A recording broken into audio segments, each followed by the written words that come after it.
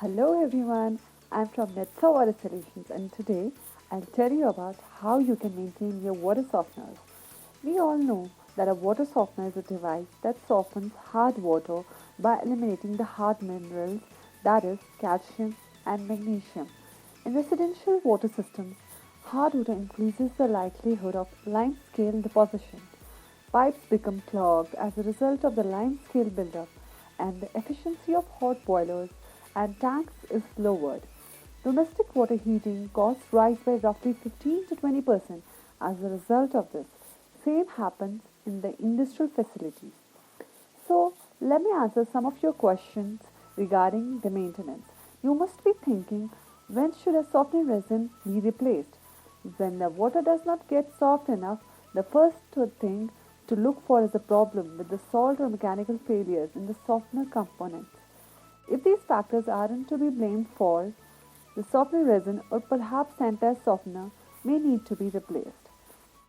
Secondly, when should you check your salt level? Low salt levels are common causes of water softener failure. We specify the salt amount that must be maintained. Ensure that the level remains constant at all times. The salt level should be checked at least once a month. Now, the concern for salt bridges and chloride scale in your water softeners. When a hard crust forms in a brine tank, it is known as a salt bridge. Between the salt and the water, it creates an empty area. This crust creates channeling and limits the mixing of water and salt, lowering the brine concentration. The brine is unable to clean the resin beads and kick off the hardness minerals, replacing them with sodium ions if it is diluted. Bridging can occur as a result of extreme temperature swings or high humidity. Another problem it is of salt mushing. When salt dissolved in water recrystallizes and produces a layer of sludge, this happens. Now you must be thinking, is it necessary to clean the brine tank of a softener? Unless the salt product is heavy in water soluble debris or there is a significant fault, it is usually not essential to clean out a brine tank. To avoid softener failure, the reservoir should be cleaned out if there is a buildup of insoluble materials in the resin. Should you use only recommended salt? Yes, it's a frequent misperception that water softeners can use any kind of salt. Many individuals end up using whatever salt they have on hand. The sort of salt is indicated by the color of the bag, that is white, yellow, or blue.